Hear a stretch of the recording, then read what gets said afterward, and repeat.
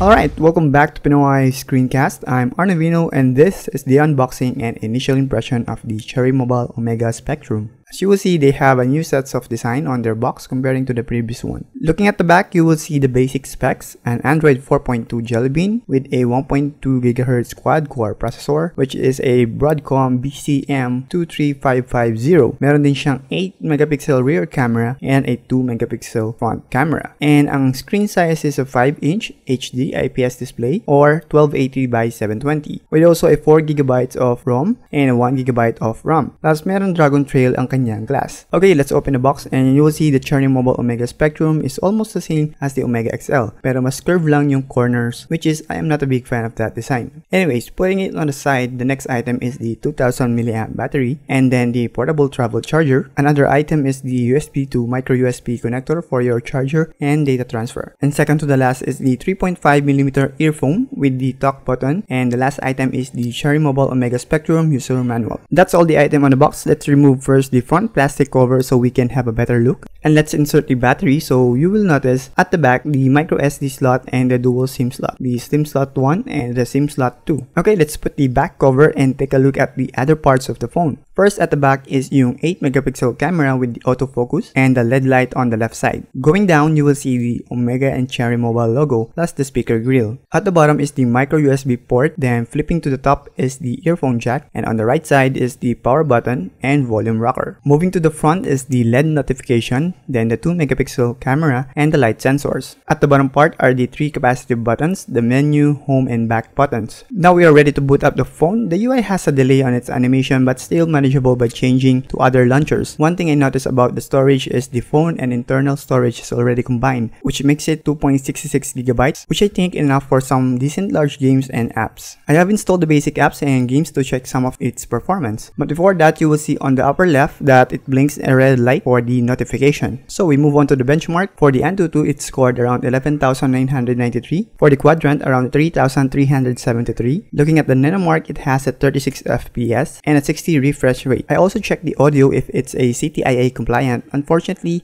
it's not. So latest headsets will not have the pause and play capability. One thing I like the Omega Spectrum, it has thin bezels on the screen plus a nice display. Although like what I said, I am not a fan of curved corners. For me, it's still comfortable holding in one hand, but you need to move your hand frequently to reach the other parts of the phone because of its size. The UI of the Spectrum is a bit customized but still a stock Android feel. Now moving to the gaming part, since single core GPU lang ang Omega Spectrum using the Video Core 4HW, there are some issues on games like GTA. Obviously, it's not playable even changing the settings to the lowest settings. Also, the NBA 2K14 is not booting up. Not sure if it's on the GPU issue because even though I put the OBB files on the internal and external storage, still it has the same result. But for the other games, manageable and playable naman siya. So there are still games na compatible sa kanya and will have a smooth experience. And looking at some of its features, since this is a OTG capable phone, you can use your USB, controller, or even HDD drives and it will be detected. Plus, if you're going to check yung stock video player niya, it has capability to float on your home screen. For the camera, it has a different UI comparing to the MediaTek phones. It's more minimalist and easier to navigate. But for the first impression of the camera, I find it below average for the 8 megapixel quality looking at the screen. But still, I will check the actual output for better comparison. And for the battery life, for the initial built-in charge, which it has 60% of juice, it lasted approximately 4 hours with intensive use, downloading and testing apps plus gaming. So that is my unboxing and initial impression of the Omega Spectrum. Stay tuned for the full review on my blog at pinoyscreencast.net. And again, if you haven't subscribed on my channel, just click on the subscribe button there at the bottom of this video.